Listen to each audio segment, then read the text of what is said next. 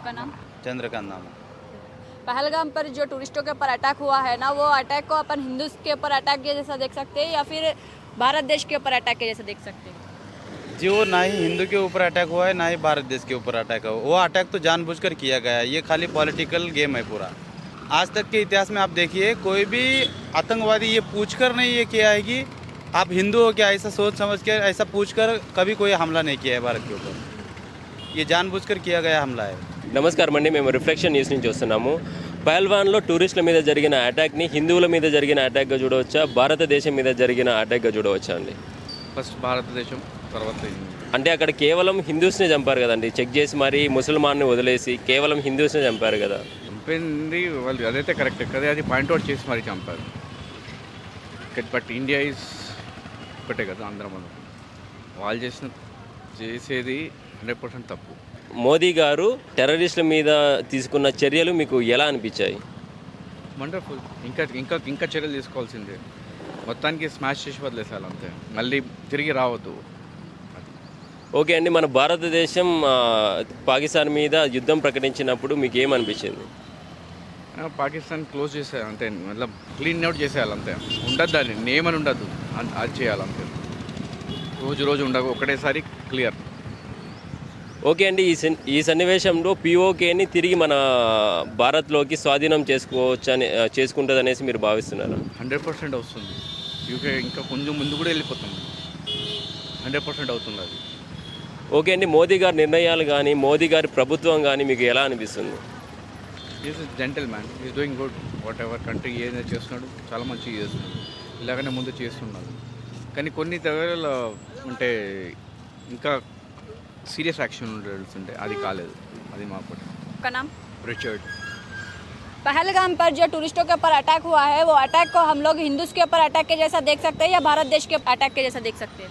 मैं तो कहूँगा मेरे हिसाब से वो हिंदू मुस्लिम वाला सीन नहीं है.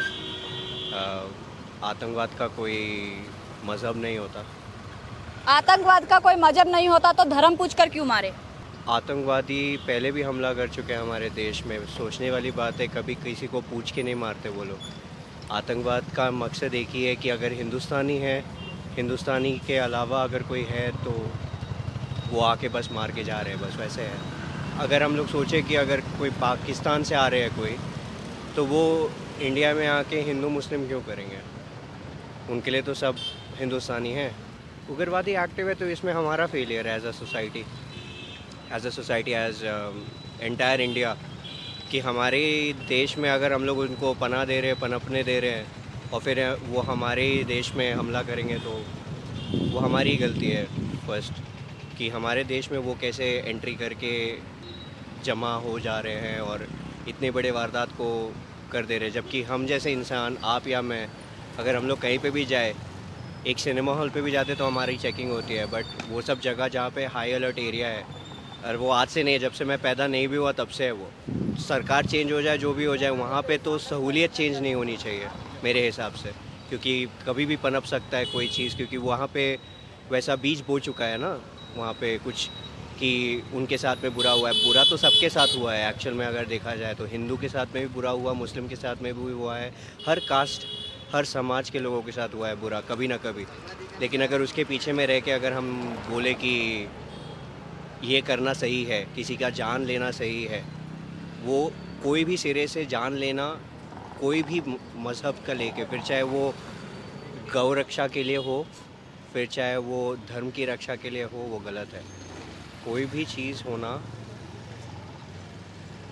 कोई भी धर्म का एक ही पालन है कि सामने वाले इंसान को इज़्ज़त दो, बराबरी का, और अच्छे व्यवहार से रहो.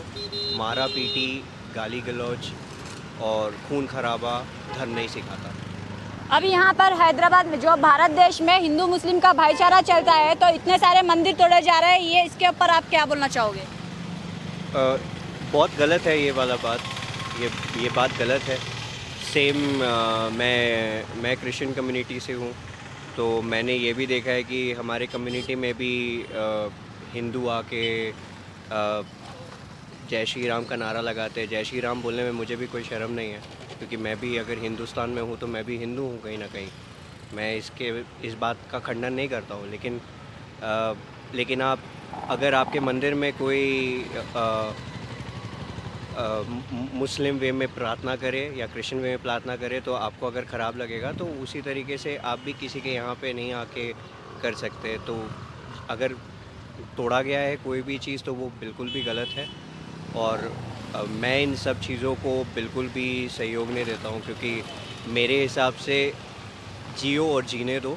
सबको अपना अपना हक है अपना बात बोलने का, अपनी चीज़ों को समझने का, और कोई अगर हर्ट भी होता है किसी के बातों से तो इन रिटर्न उसको जान से मार देना या उसके कौम पे हमला करना, फिर चाहे वो हिंदू हो, मुस्लिम हो, सिख, ईसाई, कोई भी धर्म का हो, वो बिल्कुल भी ये अच्छी बात नहीं है। और इसी चीज़ में तो भारत सबसे अलग है ना, क्योंकि हम लोग सारे संप्रदाय के साथ में एक साथ रहते हैं। अभी पाकिस्तान के ऊपर जो नरेंद्र मोदी जी निर्णय लिए वो आपको कैसा लगा?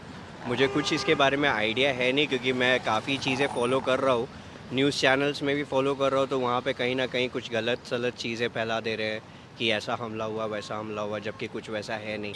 CNN न्यूज़ में सोर्सेस पूछते हैं तो लोग बताते हैं कि इंस्टाग्राम पोस्ट से देखा है। तो I think we should have better source of knowledge. तो मेरे पास इसके बारे में कमेंट करना कुछ है नहीं, क्योंकि मुझे उतना आइडिया नहीं कि क्या एक्शंस लिया गया है।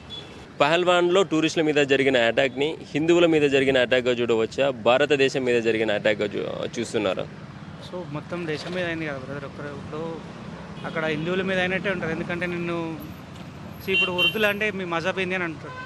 మన హిందువులో తెలుగులో నీ కులం ఏంది, నీ మతం ఏంది, సుంతి చేసిరా వేయలేదని తీసి కూడా వాళ్ళు కట్ చేసిరంటే it is not a joke. ఇప్పుడు ఒకప్పుడు అంటే కాంగ్రెస్ పాలన ఉన్నప్పుడు 2001, 2, 3, 4, 5 ఎవ్రీ ఇయర్ ఏదో ఒకటి ఇన్సిడెంట్ అయింది. బట్ ఇప్పుడు జరిగిన ఇన్సిడెంట్ ఒకప్పుడు ఎట్లుంటుండే అంటే బాంబు వెళ్తుంటే గూగుల్ చాట్ ఉన్నది, చాలా చూసినాం. బట్ మొన్న జరిగిన ఇన్సిడెంట్ అయితే మన కులం ఏంది మతం ఏంది అని అడిగి చేసిందని మొత్తం మ్యాక్సిమం అందరి మీద ఇష్యూ ఉన్నది, చూస్తున్నారు. ప్రభుత్వం కూడా దానిపైన పనిచేస్తున్నారు. సో మనం కూడా అప్రమత్తంగా ఉండాలి. ఎవరు మన పక్కన ఎవరున్నారు, మనం ఎవరికి బిల్లు కడుతున్నాం, మనం ఎవరిని హోటల్ తింటున్నాము, హిందువులను ఎట్లా డ్యామేజ్ చేయాలని ఆలోచించే రోజులు ఇవి.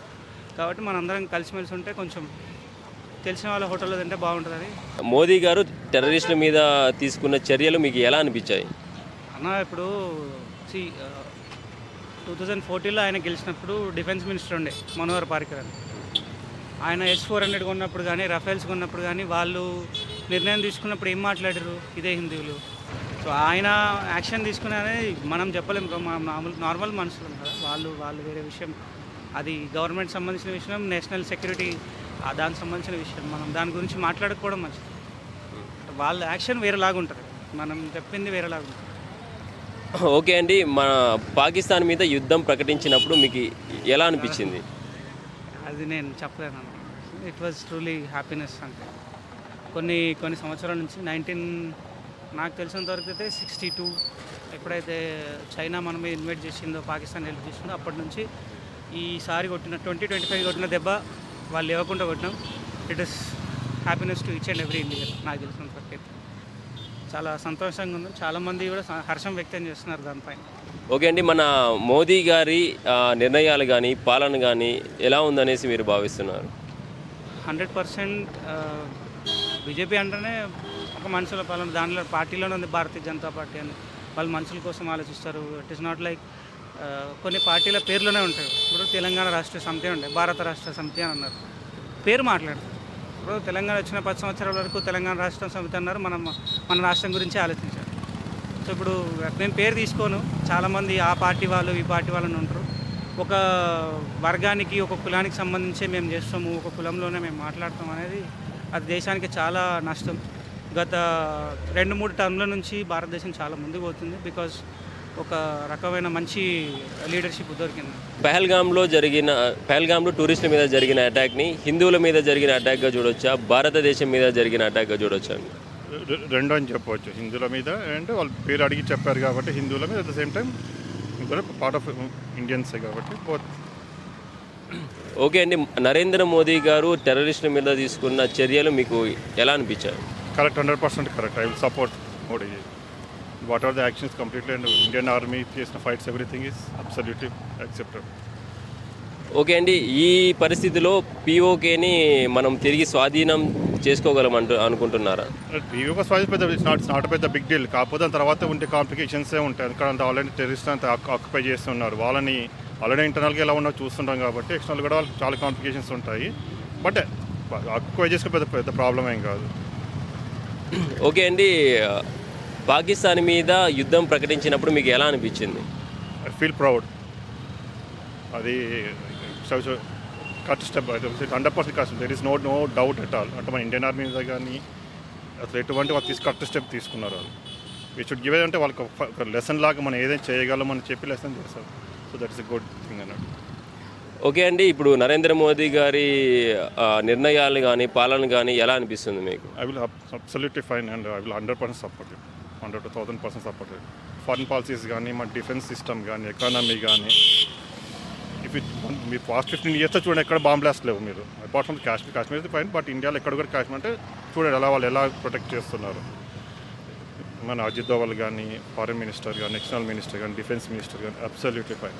Home minister